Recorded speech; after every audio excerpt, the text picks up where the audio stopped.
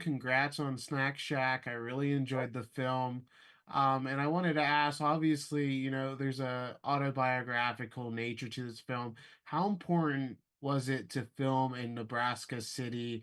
And because the city and the locale itself is also almost like a star of the film, I felt.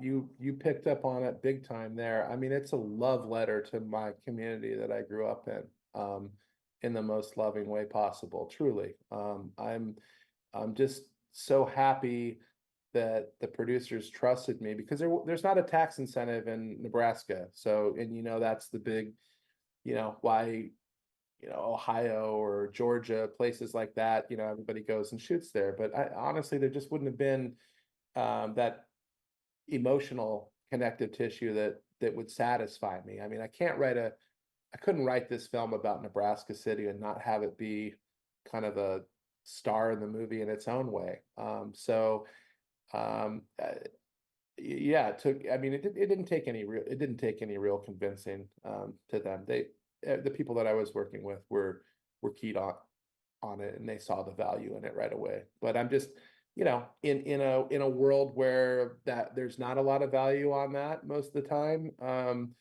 It was really cool to do that, and the film benefits from having been shot in Nebraska City, 100%.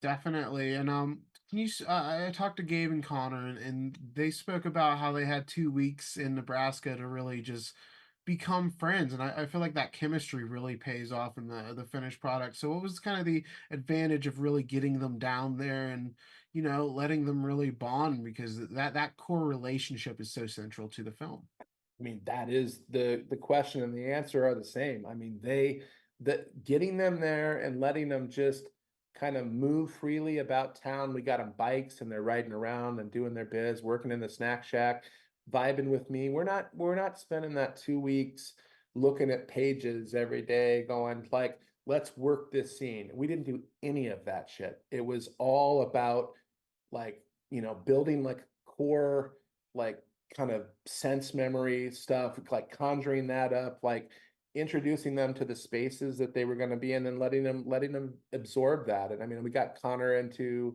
his house early so he could like sit in there and like absorb that and feel that. And the boys just were very intuitive and really made the most of their time there. So 2 weeks, it's enough for actors.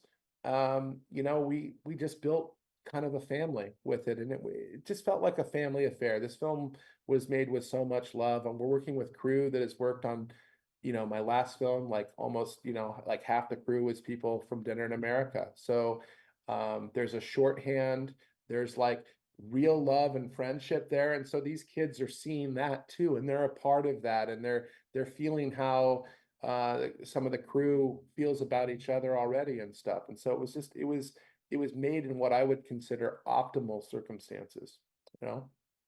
You assembled such a impressive young cast here, and I wanted to ask about Conor Sherry. Mika told me this great story where he was actually like allergic to the grass when he was doing the cutting the grass scene, and he'd put it up his nose, the sneeze. What about him just made you like? She was saying that he basically was AJ at that point. So what was just perfect about him for playing the lead character here? It's weird because a lot of people, I think, would be really scared to just be so all in off an audition tape with somebody. They'd still want to see him and do chemistry reads and all of that type of thing with the cast. But in just full transparency, the second I saw Connor's audition tape, I knew that he was AJ, and nothing was going to change my mind, like nothing, and nothing did change my mind. He it was just a feeling. It was just an intuitive feeling, and he just embodied what I was looking for. I could just see it. I could see it instantly, the entirety of what it would be like to shoot with him and what it would look and feel like. I didn't want to change his hair.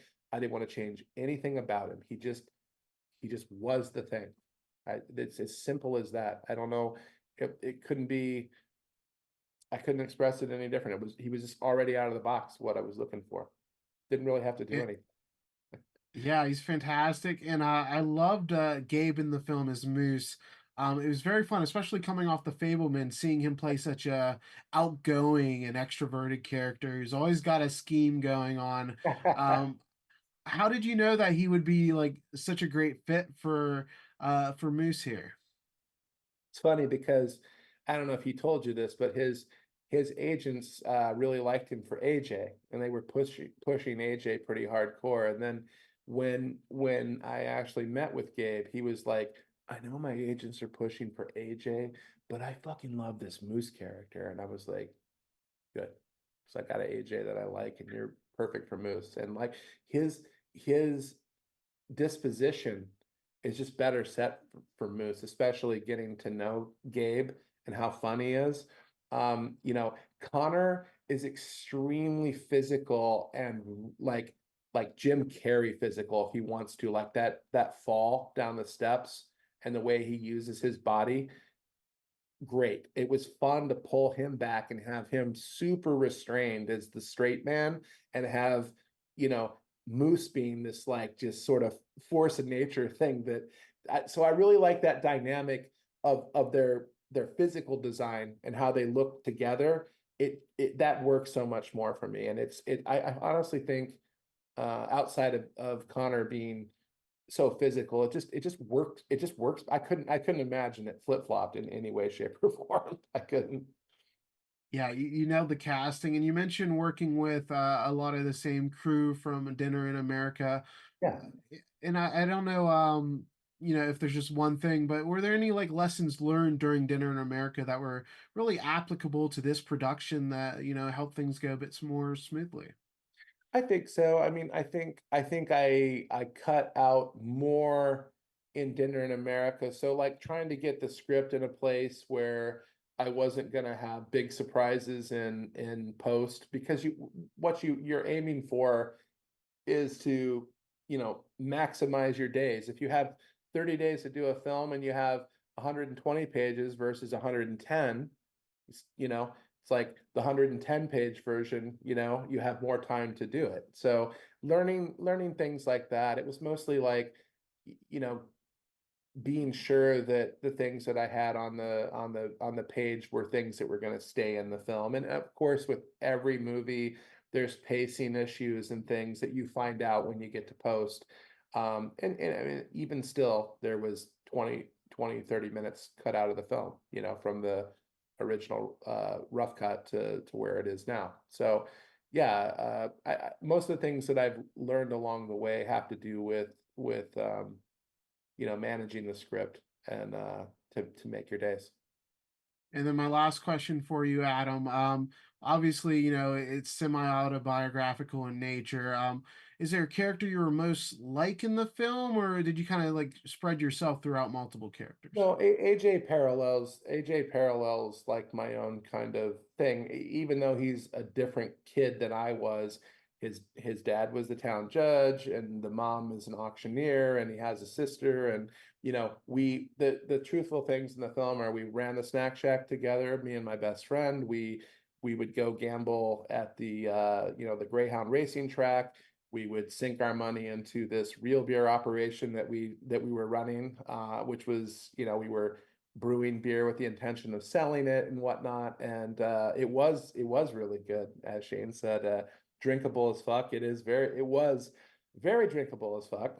And scattered throughout are just an array of truths from my childhood. But yeah, I mirrored the AJ character more after my own upbringing and reality.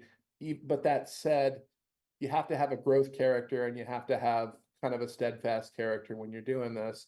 And I needed to make AJ that because the eyes of the summer is through his eyes. So it was super important to have him grow over the course and facilitate the coming of age aspect of this film.